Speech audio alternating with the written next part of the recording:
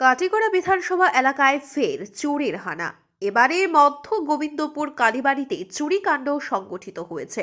রবিবার মর্মে মধ্য গোবিন্দপুর কালীবাড়ির সভাপতি শ্যামল দাস ও সম্পাদক ধীরাজ পাল কাটিগড়া থানায় এক এজাহার দায়ের করেছেন। ঘটনাটি সংগঠিত হয়েছে শুক্রবার রাতে। এজাহারের দেওয়া বয়ান অনুযায়ী ওই রাতে মন্দিরের তালা ভেঙে মন্দিরের মূল্যবান বাসনপত্র হাতিয়ে নিয়ে যায় চোরের দল। পাশাপাশি মন্দিরের প্রণামের বাক্সের তালা ভেঙে প্রণামের টাকাও লুটে নেয় নিশি কুটুম্বের দল।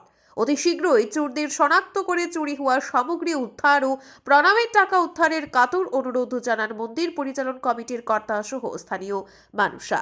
উল্লেখ্য, এলাকায় ড্রাগস, মদ, জুয়া ইত্যাদির প্রভাব দিন দিন বেড়েই যাচ্ছে। নেশায় বুঁদ হয়ে পরিবারে গিয়ে অনেকেই অশান্তি করেন, এমনই জানিয়েছেন এলাকার সচেতন মহল। যুব সমাজের পকেট ফাঁকা থাকলেও নেশায় বুঁদ হতে দেখা যায়। তাদের হাতে যখন কোনো টাকা কড়ি থাকে না, তখনই চুরির পথে হাঁটতে বাধ্য হয় তারা। তাই রাতের অন্ধকারে যেসব নেশাখোর ওই এলাকায় ঘোরাফেরা করে, তারাই হয়তো এই চুরিকাণ্ড সংগঠিত করেছে বলে মনে করেন ওই এলাকার বুদ্ধিজীবীরা। পুলিশ সঠিক তদন্ত করলে আসল চোর সহজেই বের করা সম্ভব বলে মনে করেন তারা। এদিকে খবর পেয়ে সরেজমিনে প্রাথমিক তদন্ত করে কাটিগড়া থানার ওসি জোসেফ কেইভাব প্রতিবেদন লেখা অবধি কোনো ধরপাকড়ের খবর পাওয়া যায়নি। কাটিগড়া বিধানসভা এলাকায় ফের চুরির হানা। এবারে মধ্য গোবিন্দপুর কালীবাড়িতে চুরিকাণ্ড সংগঠিত হয়েছে। রবিবার মর্মে মধ্য গোবিন্দপুর কালীবাড়ির সভাপতি শ্যামল দাস ও সম্পাদক ধীরাজ পাল কাটিগড়া থানায় এক এজাহার দায়ের করেছেন। ঘটনাটি সংগঠিত হয়েছে শুক্রবার রাতে। এজাহারের দেওয়া বয়ান অনুযায়ী ওই রাতে মন্দিরের তালা ভেঙে মন্দিরের মূল্যবান বাসনপত্র হাতিয়ে নিয়ে যায় চোরের দল। পাশাপাশি মন্দিরের প্রণামের বাক্সের তালা ভেঙে প্রণামের টাকাও লুটে নেয় নিশি কুটুম্বের দল।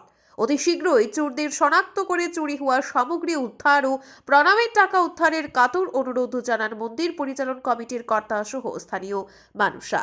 উল্লেখ্য, এলাকায় ড্রাগস, মদ, জুয়া ইত্যাদির প্রভাব দিন দিন বেড়েই যাচ্ছে। নেশায় বুঁদ হয়ে পরিবারে গিয়ে অনেকেই অশান্তি করেন, এমনই জানিয়েছেন এলাকার সচেতন মহল। যুব সমাজের পকেট ফাঁকা থাকলেও নেশায় বুঁদ হতে দেখা যায়। তাদের হাতে যখন কোনো টাকা কড়ি থাকে না, তখনই চুরির পথে হাঁটতে বাধ্য হয় তারা। তাই রাতের অন্ধকারে যেসব নেশাখোর ওই এলাকায় ঘোরাফেরা করে, তারাই হয়তো এই চুরিকাণ্ড সংগঠিত করেছে বলে মনে করেন ওই এলাকার বুদ্ধিজীবীরা। পুলিশ সঠিক তদন্ত করলে আসল চোর সহজেই বের করা সম্ভব বলে মনে করেন তারা।